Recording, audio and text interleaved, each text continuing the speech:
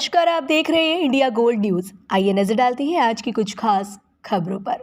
बाबा Saheb doctor Bhimrao Ambedkar कृषि अभियांत्रिकी एवं प्रौद्योगिकी महाविद्यालय इटावा में विगत दिनों से नारी सशक्तिकरण UP Industrial Consultant Limited Lucknow के द्वारा प्रशिक्षण के चतुर्थ दिवस पर engineer Harikishore Tiwari, chairman Narayan College of Science and Arts Etawah ने बताया कि हमारे यहाँ महिलाओं के लिए सेल खोली गई है, जिस पर वह विभिन्न योजनाओं के लिए निशुल्क फॉर्म भरवाकर सरकारी योजनाओं के लाभ उठा सकती हैं। महिला सशक्तिकरण पर सबसे पहला उदाहरण अपने परिवार पर देते हुए कहा कि मेरी एक बहू आर्मी में मेजर है और चाइना बॉर्डर पर भी तैनात रही है तथा दूसरी बहू Narayan College of Science and Arts Etawah में डायरेक्टर के पद पर कार्यरत है।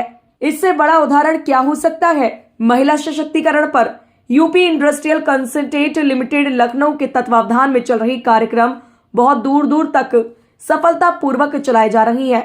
मिशन शक्ति के माध्यम से सरकार की सारी कार्य योजनाओं को यूपी कान के द्वारा अंतिम पायदान तक लाभार्थी तक पहुंचाया जा रहा है।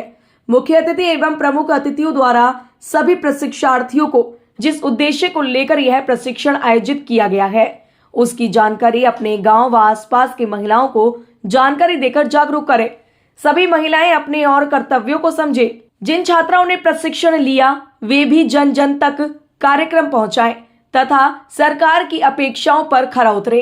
इंस्टाग्राम और फेसबुक पर अनजान व्यक्तियों से बचे, झूठी शिकायतें न करें तथा उन्होंने सफलता के सूत्रों के बारे में बताया। नारी स्वावलंबन के प्रशिक्षण पर महिलाएं प्रशिक्षण ले और आसपास के समाज को भी जागरूक करें। महिलाओं की सहभागिता सभी क्षेत्रों में है, जैसे स्वास्थ्य, सेना, राजनीति, फिल्म इंडस्ट्री, पत्रकारिता आदि में सब बड़े पद पर कार्यरत है। महिलाएं विकास, डिजिटल साक्षरता, स्वास्थ्य आदि पर विशेष ध्यान दे। आगे उन्होंने कहा कि जब तक महिलाएं शिक्षित नहीं होंगी तब तक महिलाएं सशक्त नहीं होंगी। Professor doctor N.K. Sharma, dean Baba Saheb doctor Bhimrao Ambedkar कृषि अभियांत्रिकी एवं प्रौद्योगिकी महाविद्यालय इटावा ने कहा कि मातृ शक्ति का भारतीय संस्कृति में सर्वोच्च महत्व है। जीवन का प्रवाह, हमारी प्राण शक्ति का स्रोत मातृ शक्ति ही है। मिशन शक्ति प्रशिक्षण कार्यक्रम जो आयोजित किया जा रहा है, उसमें महिलाओं को बढ़ चढ़ कर भागीदारी करनी चाहिए, तभी वह विभिन्न योजनाओं का लाभ उठा सकेंगी। रामनरेश शर्मा, जिला संघ प्रचारक, राष्ट्रीय स्वयंसेवक संघ इटावा ने अपने संबोधन में कहा कि महिलाओं के विकास के बिना राष्ट्र का विकास संभव नहीं है। उन्होंने हमारे यहाँ महिला सुरक्षा के मद्देनजर स्वास्थ्य सुविधाएं, शिक्षा सुरक्षा, स्वावलंबन एवं महिलाओं के राष्ट्र के प्रति उनकी कर्तव्यों के बारे में विस्तार पूर्वक बताया। Doctor Shweta Tiwari, director Narayan College of Science and Arts Etawah ने उद्यमिता प्रशिक्षण के उद्देश्य, गतिविधियां, उद्यमिता के मनोवैज्ञानिक पहलू, उद्यमियों के गुण व चुनौतियों तथा व्यवसाय का चयन, उद्यमियों के वित्तीयन व स्वरोजगार के अवसरों पर विस्तार से जानकारी दी। आगे उन्होंने कहा कि मिशन शक्ति प्रशिक्षण के बाद महिलाएं व्यावसायिक रूप से जूट के उद्योग के लिए भी तैयार रहें और उसका डिजिटल मार्केट से अपनी स्थायी आजीविका सुनिश्चित करें। राजप्रताप सिंह, उप निरीक्षक सिविल लाइन इटावा ने कहा कि कोई भी अनजान व्यक्ति यदि आपको झूठी खबर मोबाइल पर देता है तो उसकी बातों पर विश्वास न करें, उसकी सूचना थाने में तत्काल दें।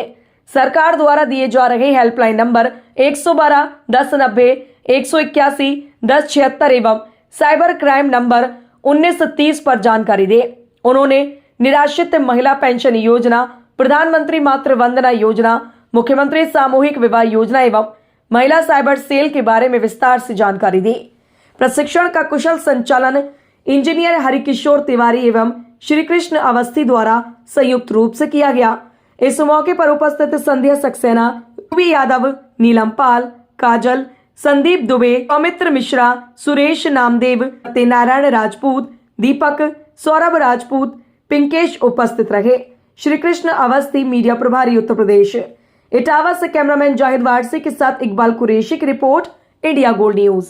पैसा इकट्ठा करता है और उसका एक पल में पैसा चला जाता है। न सामने वाले का पता है किसने निकाला। साइबर क्राइम एक ऐसा क्राइम है जिससे कि फाइनेंशियल फ्रॉड इतना होता है, आदमी को अपनी पूरी जमा पूंजी एक पल में गवा देता है। मतलब उन्हीं चीजों को मैं लेकर के आपको ये बताना चाहूंगा कि किस तरीके से हम आप इस इंजीनियरिंग कॉलेज में क्या हम अपने बच्चे को पढ़ा सकते हैं? अगर पढ़ा सकते हैं तो कितना खर्चा आएगा, ये उनका प्रमुख प्रश्न होता है।